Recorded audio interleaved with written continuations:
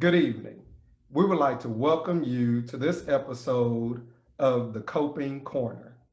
The Dallas Youth for Christ organization would like to welcome each of you for joining us on this evening, whether it is through our Facebook Live or our YouTube channel.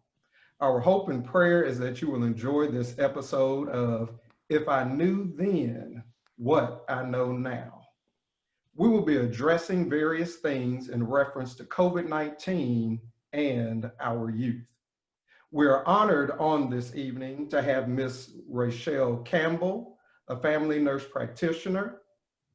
We have Dr. Stephanie Anderson, a medical physician, and we have Mr. Lamont Ross, a licensed professional counselor and minister with us on today.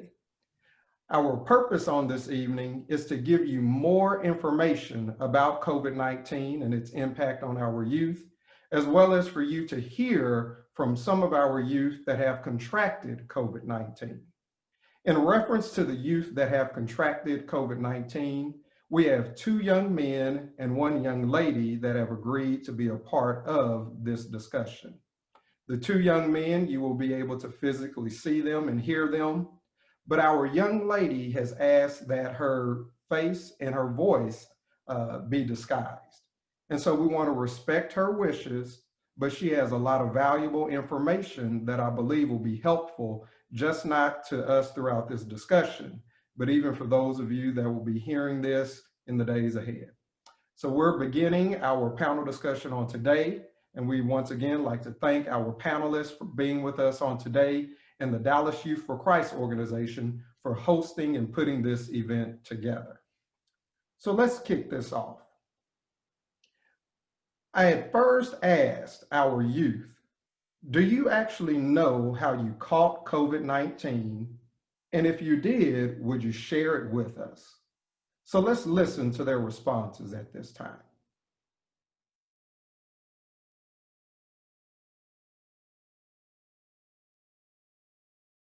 I think I caught it because we just graduated, so it was a lot of people there, so that's how I think I caught it. It was a house. At a graduation after party that me and my brother had.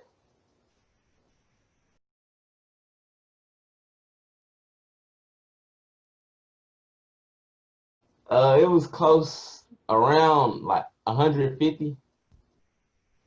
I believe I was at my friend's graduation party, and the person that was there, they had it, but they didn't know that they had it, so it was just in the middle of a lot.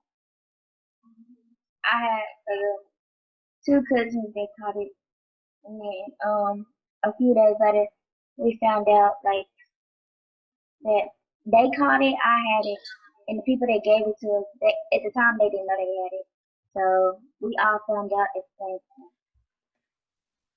A party, a house party. And I can just picture in their mind, everything's gonna be okay. In their mind, they're safe.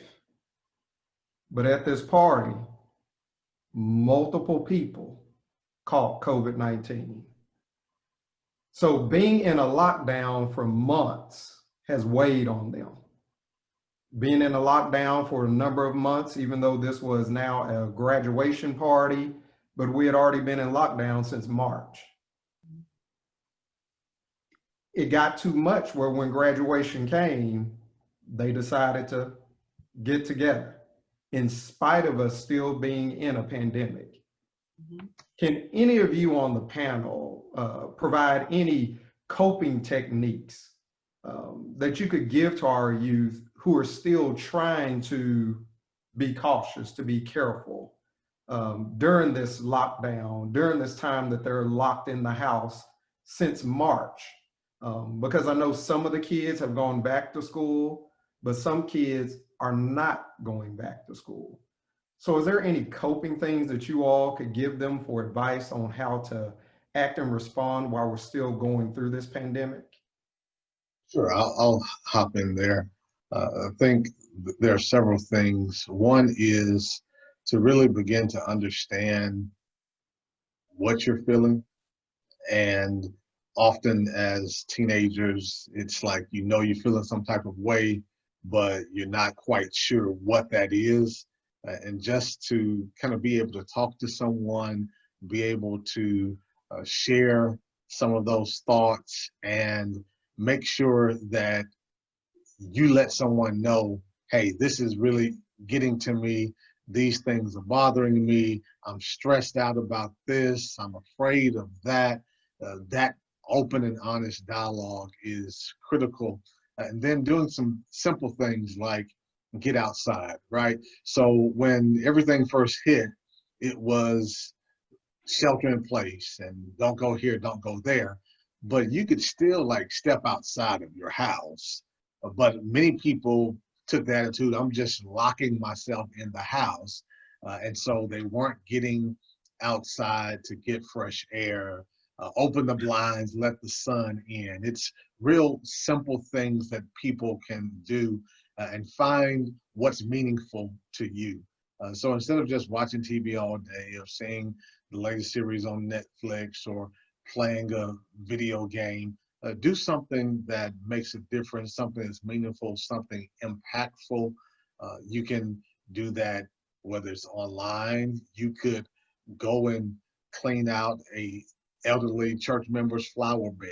That requires no social interaction or no physical contact with you and other people. But you can do things that are meaningful just to kind of help you get out of your own head. Mm-hmm. I'd like to add something as well. I think having some face-to-face interaction, but via social media, meaning FaceTiming their friends, Skype, so that they can see their friends during this time, although social distancing and meeting less than 10 people would probably be okay at this point. Like the minister mentioned, in the past we could not meet, and now some of those things are being opened up. But definitely seeing their friends is pretty important.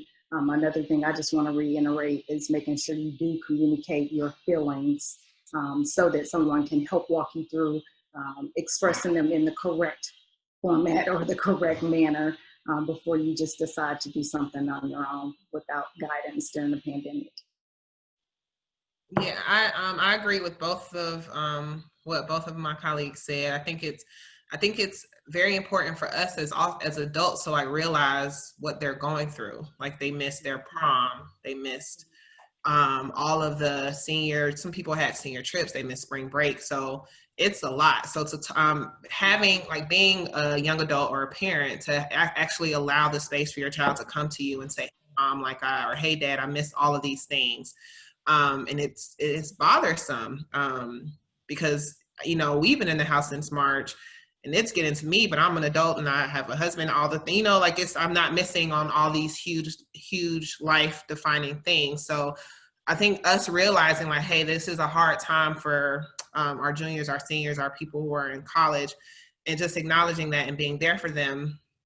And then also like Ms. Campbell said, reaching out to people who you're close with. We're not, especially now since things are reopening, a party of 150 is just, that's definitely not what we would suggest. But having lunch on a patio outside, you can definitely do that now. Having picnics at parks with 6 people or 10 people or however many people and you're spread out, that can be done too. So there are ways that you can communicate with people, reach out to people without putting yourself and others at risk. Thank you, each of you, for that. Thank you. Thank you. The next question that I had asked our youth was, how did it impact you physically, mentally, emotionally, and even spiritually? So let's listen and see what they had said in reference to that. Physically, it hurt because like I couldn't taste nothing. So I tried to eat some Doritos and I couldn't taste nothing. So mentally, my mom and dad caught it too. So I really thought like if they died, it would be like on my fault. So I just kept dealing with that pressure. So, but when everybody like got cured, I was just thankful. It just made me feel down. I I wish I was in a dark place. It just made me feel like real down, and it made me think about life more.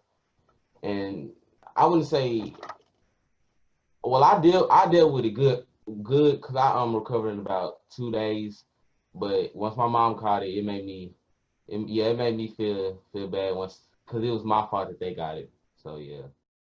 At the beginning, I thought it was just my allergies, so it was just normal for me. But whenever I started getting like really sick and I had to go to the doctor and I was just in the hospital, it was like, I don't know, like I was just thinking, I was like real sad, but at the same time I couldn't be sad because I didn't want my parents to see it. And I was just like, it made me just think I have to rethink life. I was sad because like I was sick on my birthday and I really wanted to go out of town. And you know, I just didn't like the way I was feeling. I was just hoping that nothing like I wasn't gonna die or anything because shortness of breath and you know it was hard or whatever. And so you know it took a toll on me a little bit, but at the same time I had to kind of like hold my feelings in because I didn't want nobody else to feel how I was feeling. But and then like I wasn't eating. I didn't eat for a while. And then whenever I did start back eating, it was okay, but like I really couldn't, you know, I couldn't really taste it, so I just rather not eat whatever. But it made me like think like I still go out and do stuff, but I have to now know like I can't just be everywhere, or you know I can't trust everybody just because they're my friend or they might not have to.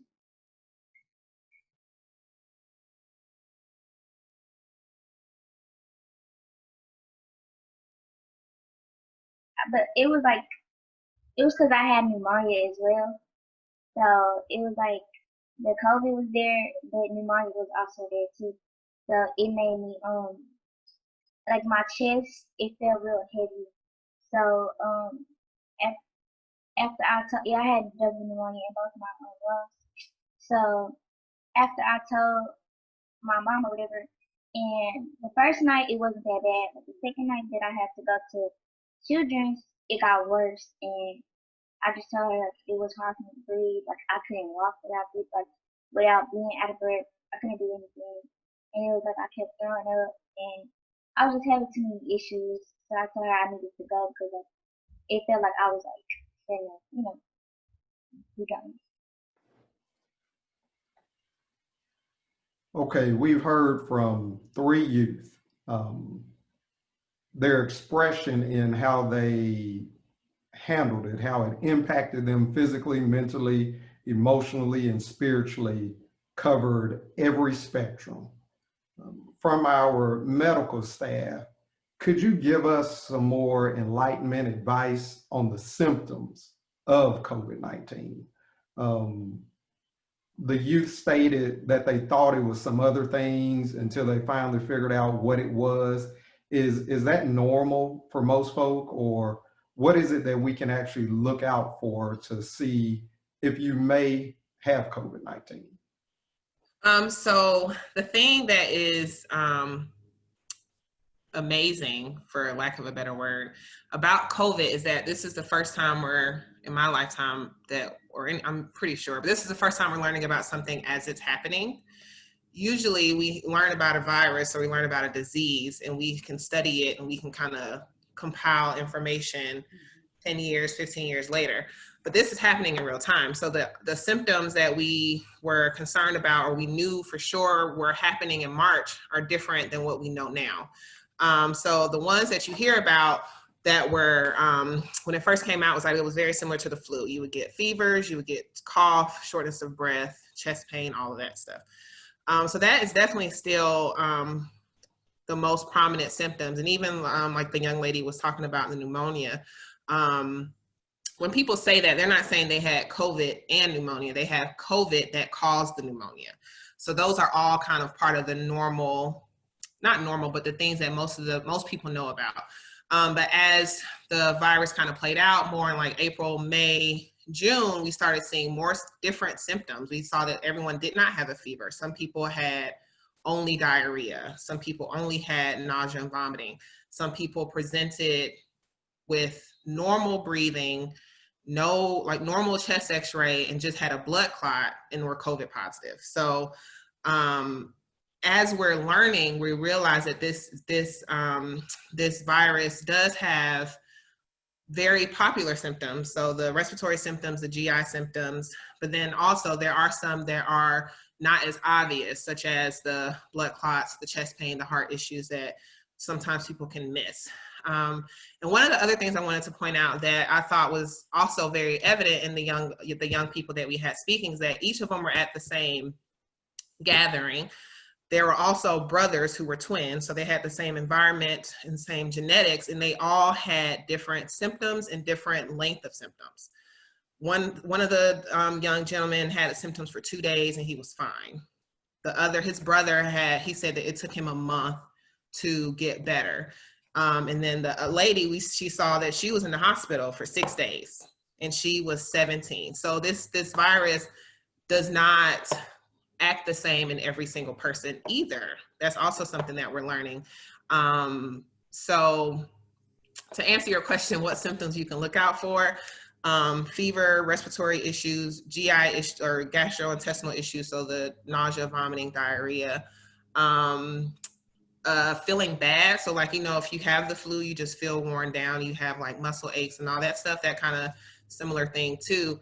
But the key thing I would say is that if you have been exposed, and not like, oh, I went to Walmart, but if you did go to a large gathering, if you did go to mama's 50th wedding anniversary, if you did go somewhere with a large group of people, and then a week later, you just feel different. You can't put your finger on it. You just kind of feel different. I would definitely advise that person to either get tested or isolate themselves for 10 to 14 days until the symptoms subside, because the symptoms are so individualized. I would just be careful, especially if you have known exposure. I would like to add to that as well. Some of the most common symptoms that I've seen lately is decreased taste, decreased smell, and fatigue. And she mentioned it. Patients would come in and they're just wanting to travel, but did not have any symptoms and are positive for COVID. So every patient can come in and not have symptoms. We've found a lot of positives in kids that are returning to college. They only came in to be tested because they were heading to college. So like I think they mentioned too, at that party, whoever was ill did not know they were ill. But this is very common and very similar to what you see in schools. Why viruses spread in school, most times we can spread something 2 days before we even have a symptom, sometimes as much as 4 days. So it's important, like she mentioned, if you're around anybody, we just have to maintain the recommendations from the CDC in regards to mask and social distancing, because at this moment in time, any symptom during a pandemic has to be correlated to COVID. You have to basically proceed as if you have COVID. Even if you've had allergies all your life and you're sneezing, you still have to go ahead and wonder if you have been in contact with the COVID. That's interesting. I did not know that last part, but that's something good to know, just not for youth, but even for us adults. So to further go a little bit further into that discussion, are there any suggested, say, aftercare treatment for youth or even for adults that they should follow to help them physically and then even mentally and emotionally, or just things that they can look out for, like say tips, so that they can avoid getting reinfected and going through it again? Because I also believe some people don't know that you can catch it again. So are there any suggestions for aftercare treatment to help them to rebound, to stay healthy, but then also to not get reinfected?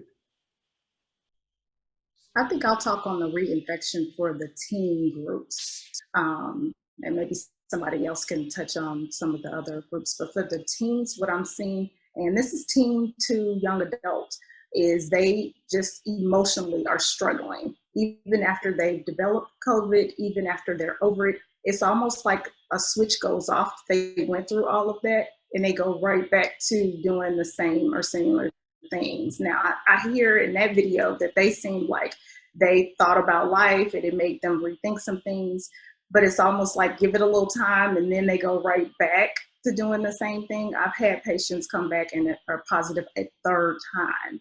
And in the news, they're not reporting that. I haven't seen that reported. Matter of fact, I think I saw something that said one person internationally was the first one to be diagnosed as having a second relapse of COVID. And I'm thinking, wow, okay, well, so obviously all of the information is not being disseminated, not intentionally, but because again, Dr. Anderson mentioned it, it's because this is new and we are experiencing, when I go into the clinic, I don't know what I'm going to experience that day or what I'm going to see. So almost every day is something new, but emotional wise, they have to be able to communicate and say, you know what, I'm about to, go crazy here, sit in the house. They have to find that adult or somebody they trust, not just their friend, to be led down the wrong path to develop COVID again, because that's one of the reasons why the U.S. is still where we are in regards to not being able to lower the curve or flatten the curve. Yeah, I think that's very important to note. And I think being a teenager, if I'm being transparent, that's kind of how I operated too. You feel like you're invincible. You don't learn that something can actually bad happen to you until you're like early 20s. So it's very unfortunate that these kids are having these big issues right now, because you can get, like Ms. Campbell was saying, there are instances where you can get it again, theoretically, because the antibodies don't last that long. So if you had it in March or April, you can definitely get it again in September. And I think having that conversation and having people say that out loud can kind of help, because people think, oh, I got it once, I'm immune, I don't have to wear a mask, I don't have to do that. But that's not necessarily the case. So as far as coping skills medically or physically, how you can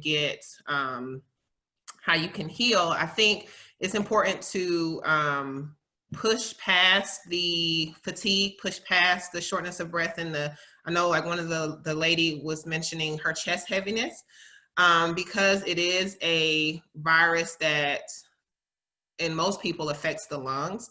One of the things that we've been telling patients is, even though you don't feel like taking a deep breath, like a full hearty breath, take one anyway to keep your lungs open, to kind of keep the blood circulating, the air circulating in your lungs. So that's what I would say as far as physically, since Ms. Campbell touched on the emotional piece, is to kind of try to push through the fatigue, the shortness of breath, the chest heaviness, and don't let it overtake you when you are battling this virus, or if you've already passed or beat it, but you're still trying to recover. Those are the tips that I would say. And I think it's important for youth to try to live as healthy a lifestyle as possible.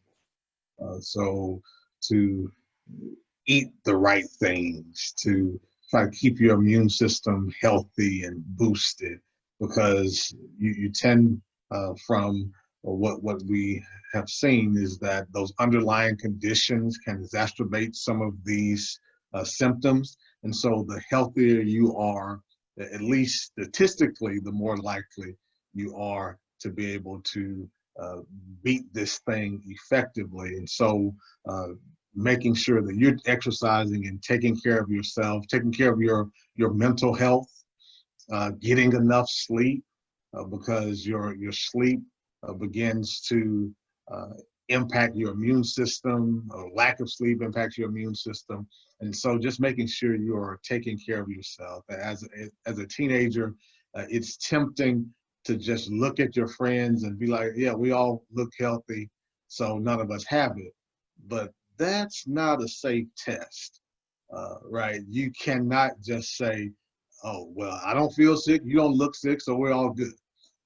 No, that is unwise.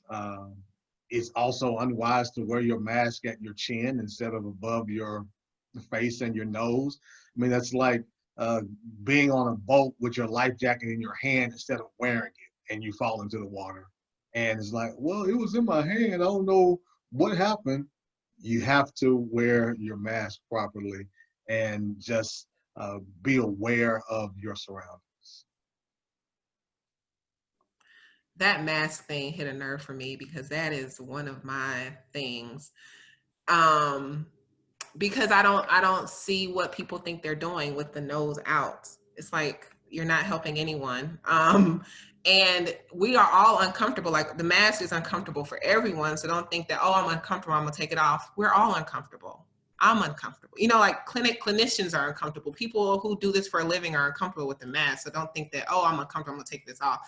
And the other thing about the mask, I think it's important to be realistic, because one of the other thing that was mentioned in the video, when you asked the gentleman, like, what would you have done differently? And I think both of them mentioned that they would have worn a mask. I think it's important to also be realistic with things like that. To think that you would go to a party with 150 people and wear a mask the whole time, that's not, like, don't go to the party. Like, you don't need to go to the party. Like, it's hard for me to keep my mask on in service, in like a 2-hour, you know, church service where we're spread out and stuff. So to think that you're going to go to this event in this house with 150 people and actually wear your mask the whole time, like, honestly, like, be honest with yourself as well, so that you know, but so you don't put yourself at risk thinking that, oh, it's okay for me to go out wear my mask the whole time. You probably won't if it's a party. Because if I'm wearing my mask the whole time, people can't see how cute I look. So hey, I have to take the mask off, right? And then what's the point of going to the party? Right. To then end up sick. Exactly. I want to add too how to take the mask off. I had to go over this with my teenagers because they would just pull the mask off. Well, you have it on for a reason. If there's any COVID or any other viruses, because the flu is coming up right now, and they touch the outside of that mask to remove it, or even when they remove it, if they're touching the outside and they touch their face, they pretty much still transmitted the virus straight to themselves. So making sure to remove it, but not touch it, not touch anything else. Trash it if it's disposable. If you're gonna wash it, it's best to just take it straight to the washing machine so that you don't mix it with your other clothes, but just take it and drop it in the washing machine. And whenever you do a load, at least it's already there and in place. You don't have to worry about, most people don't go take anything out of the laundry, out of the washing machine and use it. But let's hope not anyway. But I think explaining it or understanding the rationale for why they have to wear the mask the way we're recommending. So for example, if somebody was to sneeze on you, which is kind of gross, you guys know. So if somebody sneezes on you, it would be so much better if you had something protecting you. That's basically what COVID is. People don't have to sneeze. Talking, singing, talking loud, laughing, spews out almost the same exact thing as if someone sneezed. I think when I told my kids that, they're like, wait, when somebody's talking to me, it's like they're sneezing? I said, yes. That's the rationale for the mask. I think we need to go a little step further because the kids are smart and they know that these masks are not 100% because they say, well, how come the medical are wearing a different mask from what we wearing at the store, which is true. It's not 100%, but it's to help decrease the viral load per se. Meaning if I sneeze on you and you don't have a mask, you're probably gonna get a higher amount of the virus that I have. If you have a mask on, you probably, and I'm just throwing numbers out there, maybe decrease it by 50%. If we both have a mask on, then we probably almost decreased it to a little or none. So, and then making sure we're far apart along with those masks is why we have to do all the steps, not just wear a mask and I'm hugging and I'm close up with my boyfriend or girlfriend. Well, we both have masks, but you still are awfully close with the mask on, kind of defeating the purpose. But I think them understanding why you have to have the mask plus the social distance helps in their mind to understand, okay, there's a rationale why I have to do all of this versus just one thing. Because you'll see them, I see them at the mall. They're all hugged up and I'm sure they're thinking, because I have a mask on, this is perfectly fine. Good, good. We've addressed a lot in reference to the youth who have caught it. Would there be any advice that any of you all would give to their caregivers, to their parents? Whether it is that they've caught it and they still have it, or they've gone through treatment and are better. is there just any advice you would give to the caregiver? Yes. So I know some people who have been caregivers and then have caught it. And I think in the video they said that their parents also caught it. So the things that you can do at home. So I'm going to give you like the medical things that we do for people in the hospital to help treat them.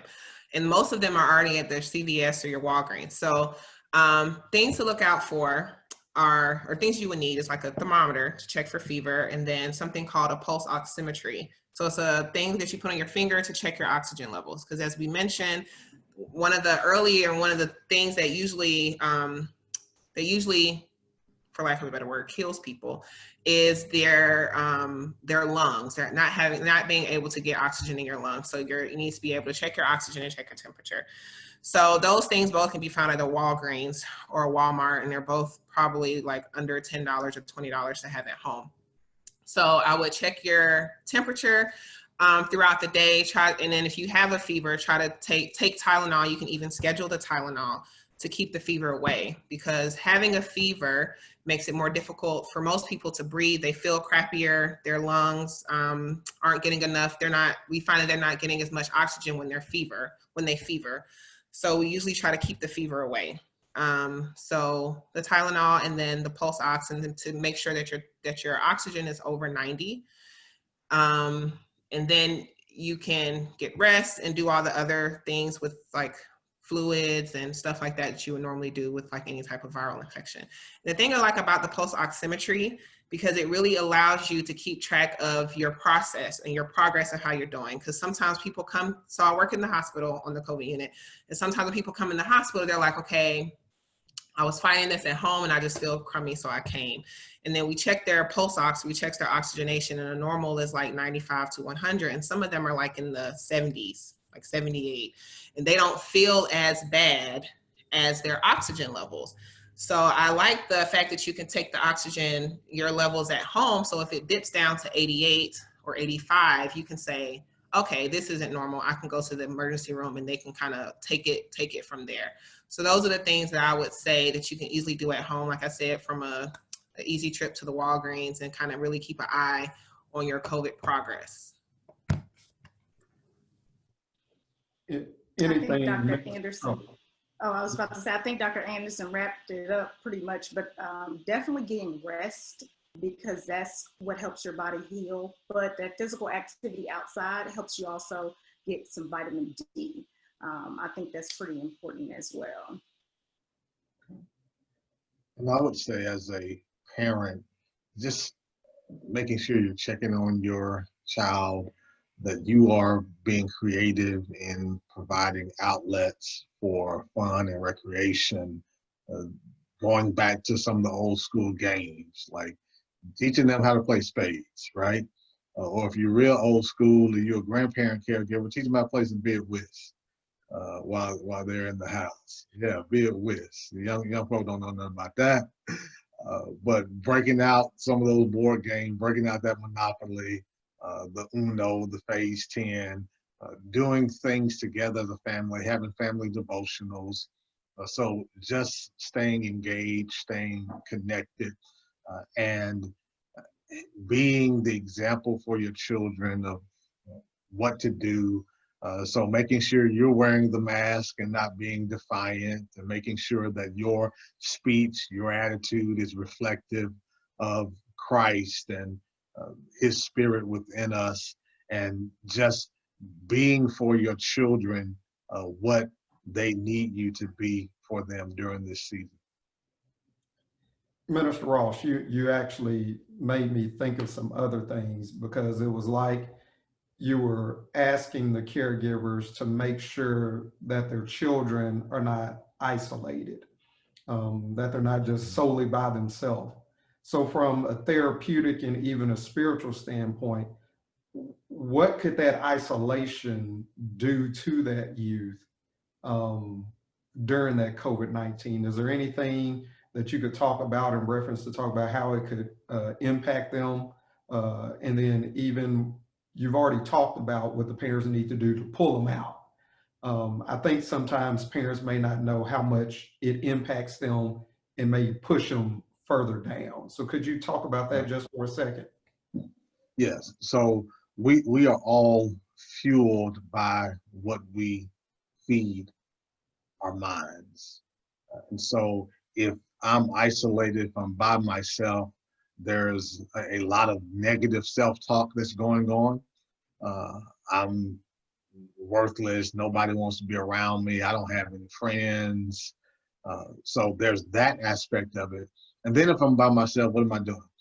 I'm checking social media, right? And social media is further fueled by the negativity. If it's not COVID, it's police brutality. If it's not police brutality, it's layoffs, unemployment. It's this got canceled, that isn't happening. And so what does that do? It further takes me down. And so I have this 24/7 news cycle. My friends, they aren't being very positive. We're all watching the same thing, feeding ourselves the same thing. I feel isolated and lonely.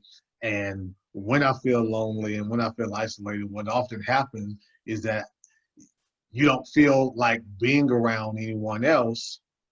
And so you go further and further into loneliness, and you are the only voice that you're hearing in your head. And you end up lying to yourself. You have all of these irrational thoughts, and you're thinking about, okay, well, maybe I don't deserve to live. Maybe because of my actions, and I've given someone else COVID. Uh, then if it wasn't for me, they wouldn't be sick. So you begin to just play all of these scenarios in your mind. And so you have to get out of your own head, because you need some additional voices, need to do what Philippians chapter 4, verse number 8 says, and you think on those things that are true, those things that are honest. You take those negative thoughts captive and make them subject to Christ. And you just have to challenge yourself to dispute those negative, irrational thoughts that you may be having, so that you don't spiral further and further into isolation. Take a step back from social media, from the news. Surround yourself with uplifting and positive music, right? So there's some stuff that you need to take off of your Apple Music or your Spotify, and there's some stuff you need to put on because it will lift you and elevate your spirits. Thank you. Thank you. I would then transition when speaking to the youth, and I would ask them, what have you learned from this experience? And even from that standpoint, I also ask them, where do you actually go in order to find out more information, facts about COVID-19, so that you can actually communicate more effectively with your peers? And listen to what the youth had to say. Well, what I learned was to really just wear your mask, so to prevent it. Because if I would have worn my mask, I think I never would have got it. So yeah, I learned to keep God first, wear a mask, and try to protect yourself. And yeah, that's pretty much it. Throughout the whole quarantine pandemic, it really just showed, like, you can tell people are selfish, but it really showed more so of people just only care for themselves. So you have to care for yourself.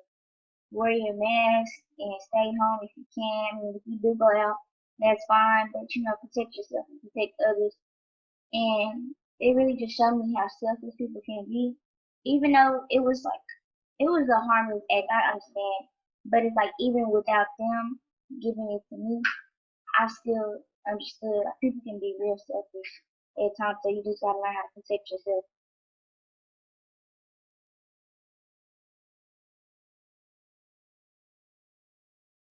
Yeah, social media most definitely. Like my brother said, social media, Instagram, Facebook, Snapchat, all that type of stuff. Um, no. Honestly, I just looked up the symptoms online, and I was just reading it, and sometimes the internet, sometimes the internet isn't always true, but for the most part, some of it was. So, you could do that, or you could do your personal analysis on people that had it, just read on it sometimes. Social media, cure all and the answer to everything.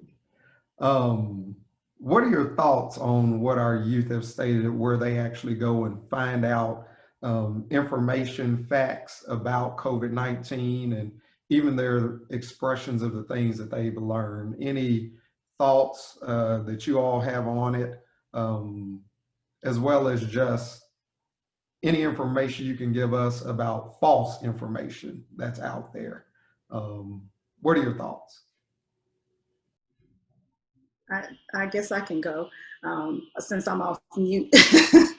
I think definitely we should know this, that children are going to go to the internet, and some don't know the correct resources, but the correct resource right now for us is the CDC, the Centers for Disease Control.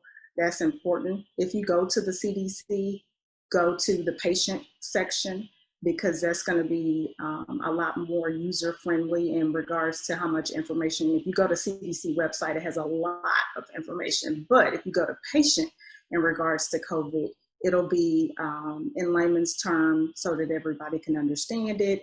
And then I think they even have where you can email if you have questions, but the other place is always your pharmacist. If you have your primary care doctor, I know a lot of people feel like they can't call their primary care just to ask a question because they're busy, but a lot of times the nurse will call you back and respond to whatever questions the patients may have. But it's really important that they not just find, like she mentioned, asking somebody else that had COVID. That's not a medical professional, and they may not know the facts per se. Yes, they'll know what happened with them, but that doesn't mean that's factual information. So it's super important that they know exactly where to go, and to go to somebody with a professional degree. And when they said social media, I've honestly had to remember what the question was, because I was like, that can't be where they get their news. But social media is our world now. Everyone is on it.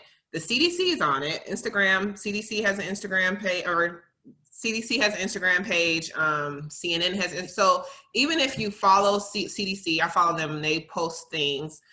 Even if you get bites off of Instagram, they provide links, like Ms. Campbell was saying, that can give you the information quicker. So even not to bash people who use social media as their original source of information. So if you see something on the CDC, you're like, okay, this looks interesting, and then you dive in a little deeper, that's fine. But I would definitely not just use anybody's old Instagram page as your source of information. It should definitely be a verified Instagram source.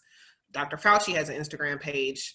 Dr. Burke has an Instagram page. Like, the people who are actually qualified to make such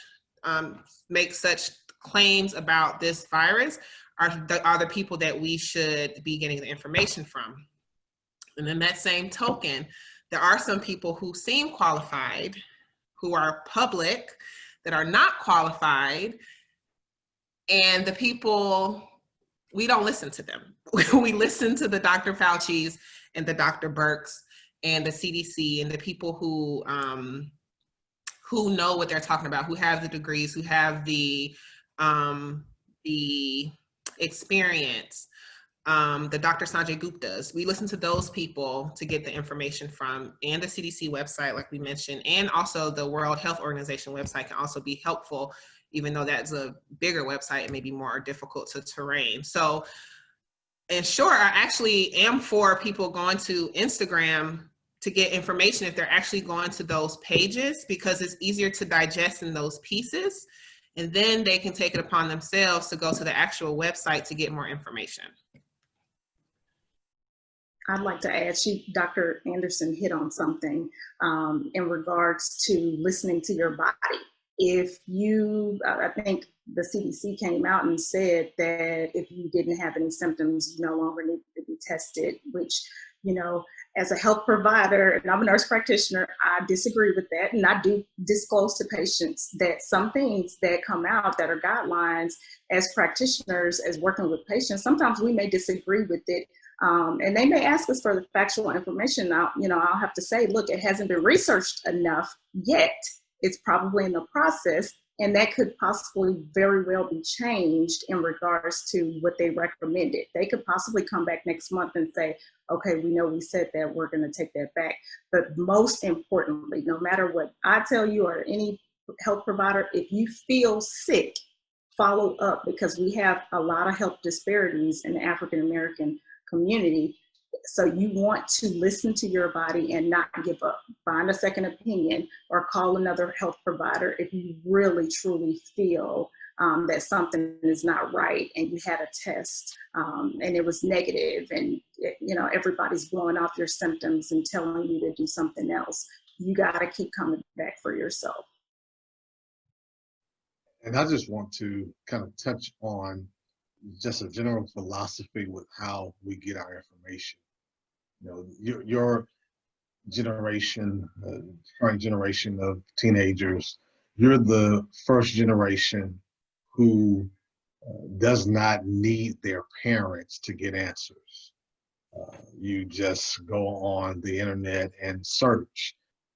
And that is good in one regard, but in another regard, it can be dangerous and even deadly because you have information, but what parents and other adults do is that they filter that information through wisdom and experience, and they're able to pick out the bones and the meat and just feed you the meat so you don't choke on the bone.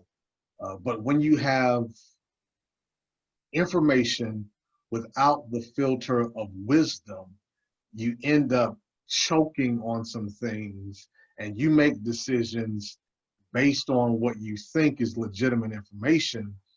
But if you actually really did the research, you discover that it wasn't legit, or the source is someone who's younger than you, or someone who really has no life experience. They just have an opinion, but their credentials, their opinion really is not rooted in fact or reality. And so while you can Google pretty much any question you have, you can ask Siri or Alexa or whoever else you want to ask, the truth of the matter is that you need the filter of wisdom when you're getting your information. Otherwise, you could find yourself believing a lie to be true.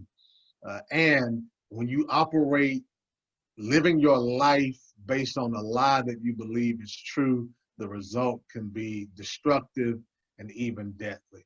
So I want to encourage you to have these conversations with people who have the filter of wisdom and experience, so that you know that the information that you get is really legitimate. Not just with COVID, but with anything in life. You want to make sure that the information you get is filtered through wisdom and through spiritual eyes and ears.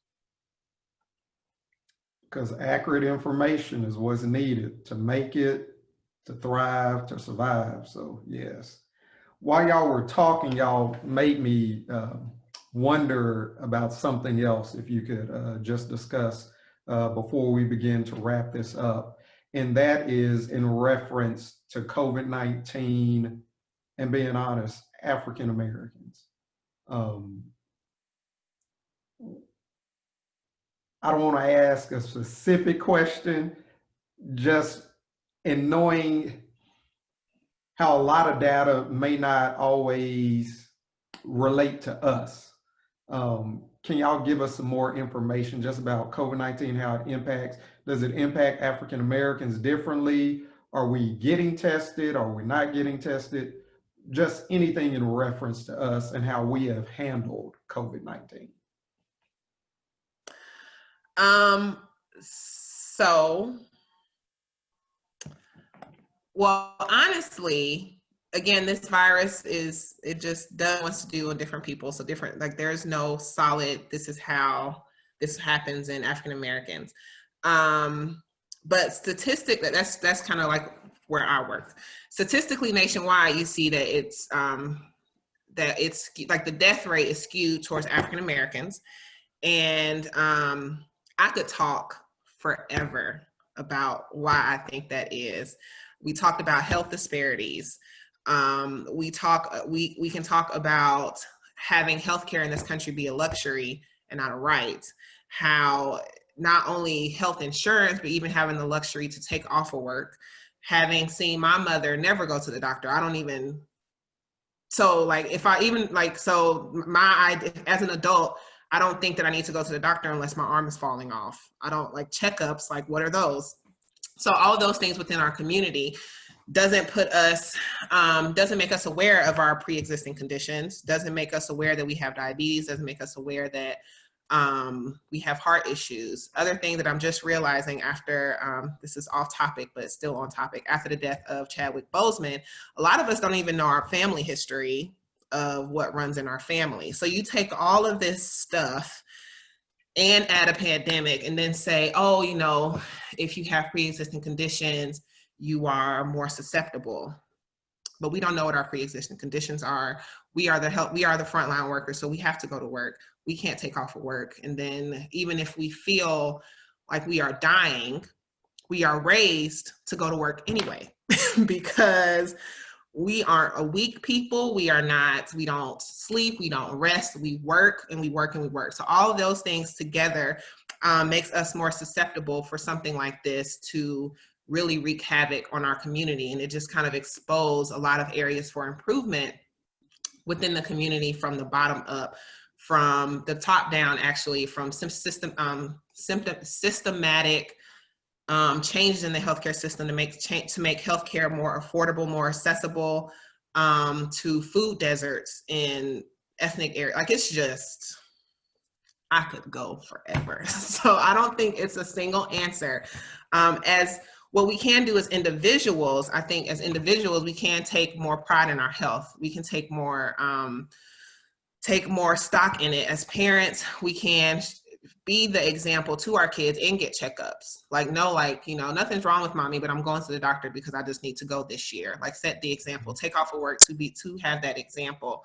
Tell your kids about what runs in your family, about what grandmother passed of or what medicines you're taking. Like make health not be something that is a luxury, but it's something that we can actually talk about at the table. I think that'll help start working on some of those disparities. Dr. Anderson hit it, and I'd like to take it a step further in regards to us taking pride in our health. I think that's important because if you look at our history, historically, Medicare came along and helped us integrate. Prior to 1965, when Medicare was integrated or became law, hospitals were still segregated, especially in the South. So we're talking about only 55 years ago. So that's not a long time. So you have to think about why. So I want us to feel proud and not feel like, oh, as a race, we're not doing the right thing. But you have to understand the history to understand why we are where we are. Meaning our parents didn't go to the hospital, not because they didn't want to. They may have had insurance coverage, but they knew that if they went, it could possibly be something experimental done on them, or they couldn't trust the system. And then, like I said, the reason most hospitals integrated is because they wanted Medicare federal funds. And because of the civil rights movement, the hospitals could no longer segregate if they were going to receive federal funds. So with that, they didn't have a choice. Now, granted, we came in and we started getting, healthcare. And like you mentioned, now our parents are starting to, get on the trend. So I think it's us, our generation, and then hopefully you guys as the youth are understanding you have to take control of your own health, and you do have the means. Prior to now, and more than 60 years ago, many African Americans did not have the means, nor did they have the access. to be able to do the things that we can do now. So to me, that's super important. Let's take pride. We say Black pride, let's take that pride and now utilize it to our health, and seek us out in the churches or in the schools or wherever we are, and say you have a question about your health. I'm always willing to answer questions and what type of test. That's the last thing I'm going to end on, is that there's several different type of COVID testing, which I think is sometimes impactful to African Americans in regards to the results. Meaning, if you got a rapid test and it was negative, but you went the day after you thought you were exposed, well, that test was not going to pick up the COVID yet. It needed to be at least 3 to 5 days, maybe 4, a little bit more. And so sometimes, because of work schedules, we may have run in for a rapid test versus having better health care insurance or coverage and going and having a PCR test, which is the definitive diagnostic test. The PCR is where they do have to go a little deeper, which again, that fear of having to have that test where you can go in for a rapid test and they're telling their friends, oh, the rapid test, it's not as bad, and they don't have to go as far up, and they can even possibly take a cheek swab or, something, a throat swab.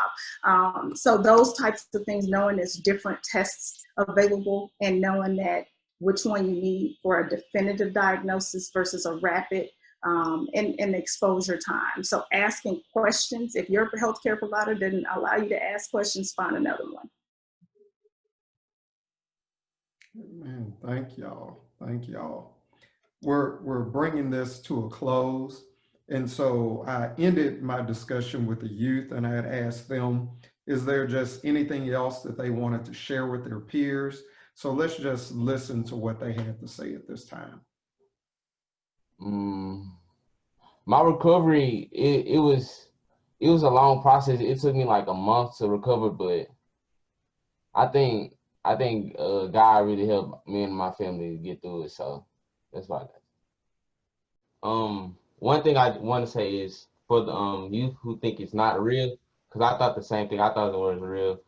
Coronavirus is real, so watch out, be safe, and protect yourself. I just feel like don't judge people like with anything. Like if you're sick, you should be. If someone that's sick, you should be there for that person, not penalizing them for that, because this is a global pandemic, so anybody can get it. And so for you to judge people just because they had it or any other disease, that's wrong. And I just feel like it's a part of life. Like everyone goes through stuff, but don't penalize me for that. Any final thoughts that you all have for our youth, adults, anyone that is watching us on this evening? I just want to, I guess, piggyback on what the gentleman said, that COVID is real.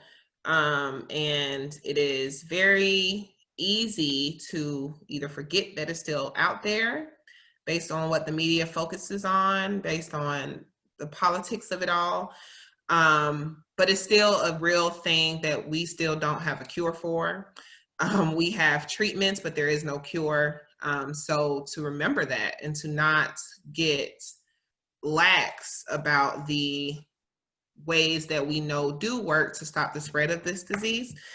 And for the youth especially, to, as we saw with the speakers that we had today, that you can still get really sick. You can still spend days in the hospital. It's not just the dichotomy of death versus survival. You can survive and do well, but you still might have a chunk of time where you feel like crap. You can have a chunk of medical bills that you didn't even expect or think about. You can have a chunk of physical therapy that you need. Like, it's not just, oh, I'm not going to die, so it'll be fine. There's still some things that you need to be concerned about. And then also being like having or possibly passing it to the ones that you love. Not saying that you should be judged or ridiculed or anything like that, because we all make mistakes, but that's still something that is a very real threat, to pass it to your mother or your father or your grandmother or whomever.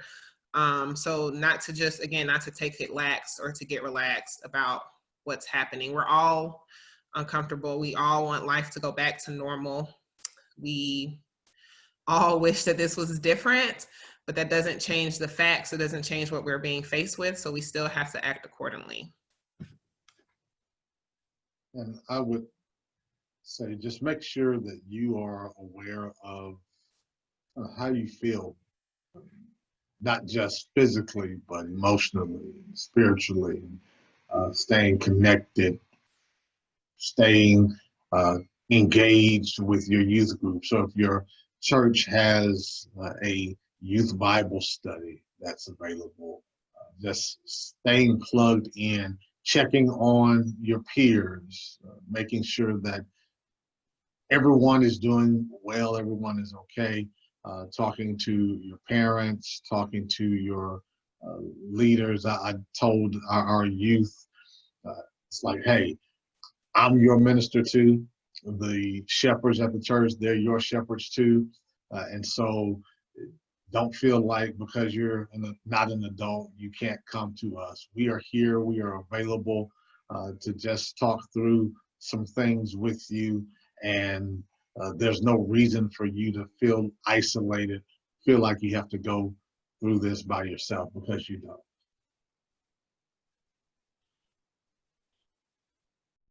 I guess I'll add on at the end. I'd like for the youth to be able to look at this video and use it as something impactful, and not that we're lecturing to them, but use it as something impactful because they saw teens their age that did develop COVID, that did possibly make some mistakes, and that regretted it, especially after passing it on to their family. But using this now and the tools and everything that we've shared as being a positive, they understand it, they know it. How can you integrate some happiness and joy into the pandemic that we're in right now? But making the decision that this is impactful. Okay, this is honest. I want to move forward utilizing the tools they gave me. I would like to thank each of you on this panel, Minister Ross, Dr. Anderson, and Ms. Campbell, for being with us on today. Your words were very encouraging and enlightening and educational, just not to our youth, but even to the adults that are watching this as well. To all those that are watching, we will have a list of resources that will be at the end of this video for you to gather more information.